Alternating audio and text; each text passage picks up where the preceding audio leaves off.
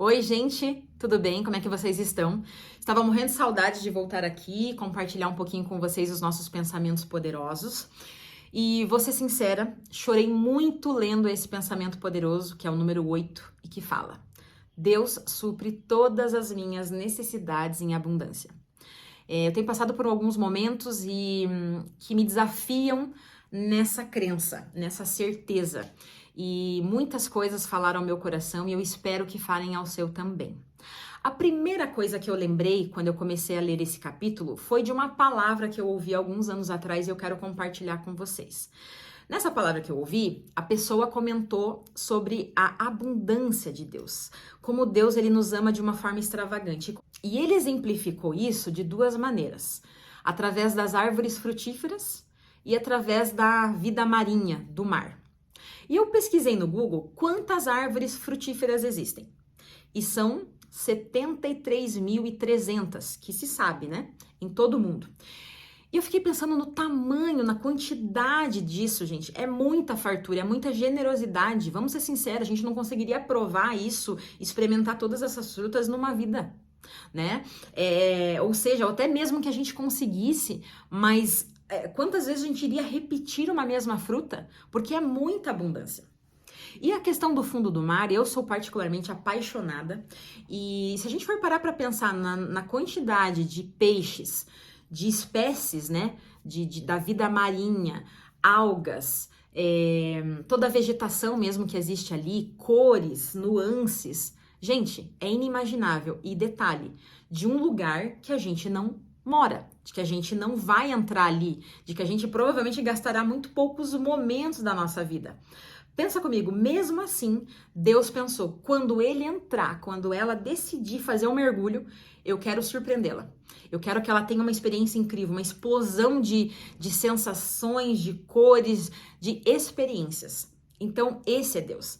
Que você tenha a sua expectativa nesta abundância de Deus. Então, se Deus exagerou, superabundou em questões que nós, às vezes, para nós, aparece até supérfluas, quem dirá nas nossas necessidades mesmo, no nosso dia a dia. A gente tem que crer nisso, que Deus é um Deus que ele dá de uma forma generosa e abundante. A gente poderia parar esse vídeo por aqui, mas eu quero falar mais algumas coisinhas que eu acho que podem nos ajudar. Quando nós falamos nessa questão de dinheiro, de prosperidade, a prosperidade nada mais é do que o crescimento em todas as áreas. Mas muitas pessoas confundem prosperidade com dinheiro e não é isso. E eu quero que você entenda, eu vou dar um exemplo. Por exemplo, vamos lá. A nossa família, nesse último mês de outubro, nós passamos por um momento bem difícil. O meu cunhado, ele sofreu um acidente e, gente, eu vi, assim, pessoas querendo ajudar, conhecidos. E entenda uma coisa, tem coisas que realmente o dinheiro não compra. Você pode conhecer quem for, diretor, presidente, não sei da onde, você pode ter a quantidade de dinheiro a mais abundante que existe. Tem coisas que o dinheiro ele não vai resolver. E o dinheiro é um acessório, ele é um detalhe. E não é gostoso depender de Deus. Sendo bem sincera, não é gostoso. A gente gosta de ter o controle das coisas. E muitas vezes nós esgotamos tudo aquilo que nós temos e aí a gente parte para pedir ajuda para Deus. E isso me deixou bem clara essa lição de que o dinheiro, ele é bom, mas ele não pode resolver tudo.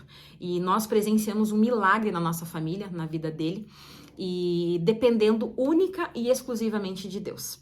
Então, o dinheiro, ele é bom, mas ele não te resolve muitas coisas, como esse caso que eu dei agora de exemplo. Ou um outro caso, vamos supor que você ganhou uma casa maravilhosa, milhões e milhões de dólares, tá? Mas o teu marido te trai. Você tá sempre sozinha nessa casa, nessa mansão. Qual que é o valor do dinheiro? Às vezes, te faz até se sentir pior, porque você tem tudo que uma pessoa gostaria, mas você não tem aquilo que o dinheiro não pode comprar, que é o quê? A presença de alguém, o amor de alguém. Então, é muito mais profundo do que a gente imagina, e por isso que o dinheiro, ele tem que ficar no lugar devido, porque o dinheiro, ele é neutro. Quem coloca o valor e o peso nele somos nós, mas que a gente sempre coloque o peso com sabedoria, para que ele, o quê? Sirva para ajudar e para nos servir, e não o contrário. Aqui também a gente pode falar sobre a questão da escassez. A escassez, ela também é muito presente na nossa vida, muitas vezes, porque ela vai dar um exemplo, a escritora, tem pessoas que passaram por extremas dificuldades, e essas pessoas acabam tendo o quê? Medo de passar por aquilo de novo. E ela deu uma chave que eu achei muito interessante. Ela fala assim, ó, eu até já comentei aqui que nós fomos feitos o quê? Para dominar e governar sobre as coisas, sobre as situações. Só que isso não quer dizer que problemas não acontecerão. Acontecerão sim. Então nós temos o quê? O papel de administrar, de dominar tanto na abundância quanto na escassez. Mas a nossa mentalidade, a nossa mente, ela tem que mudar. Então se eu tô num momento difícil da minha vida, sim, tenho que ter sabedoria para saber como usar os valores da melhor maneira possível. Mas se eu estou no momento de abundância, eu também tenho que ser abundante. Não adianta eu continuar com os mesmos hábitos de quando eu estava no momento de dificuldade, entende? Então essa questão de renovar a nossa mente, ela é muito importante, porque um trauma, um problema do passado, ele não pode nos prender e nos definir. E a gente vê que muitas pessoas vivem presas ao quê? A pensamentos errados, a traumas do passado. E Deus nos pede na palavra dele para que a gente renove a nossa mente. Então, eu achei muito bom porque a autora coloca isso de uma forma prática e em relação ao dinheiro também. E outra lição que ela fala é sobre a questão da economia. Quando nós falamos em dinheiro, muitas vezes as pessoas confundem essa questão de economia, de você saber administrar bem o seu dinheiro. E eu achei o exemplo que ela deu maravilhoso. Ela disse que ela era uma pessoa extremamente mesquinha, no sentido do quê? Ela só sabia comprar coisas em promoção, em liquidação, e comprava marcas ou produtos que ela não gostava tanto, mas que estavam mais baratos. E aí alguém falou assim pra ela, nossa, mas então você era uma mulher sábia, uma mulher econômica? E daí ela falou assim, não, porque ia muito além da economia. Economizar, fazer boas escolhas é uma coisa. Agora, você nunca se achar digno de comprar um item melhor, de comprar uma roupa de melhor qualidade, aí nós temos um problema, nós temos um espírito de escassez, de uma mediocridade, de miséria. Então é isso que nós temos que cuidar. Como a gente falou ali, saber administrar em tempos difíceis e também usar com sabedoria em tempos de abundância. Mas a gente deve o quê? Saber transitar entre essas duas situações. E também pense o seguinte, nós, claro, todos nós vamos passar por situações difíceis, desafiadoras, mas isso não pode nos definir e também a gente não pode ficar preso. Tem muitas igrejas, muitas pessoas que acreditam que nós nascemos para sofrer. Isso não é verdade. Deus não nos criou para isso.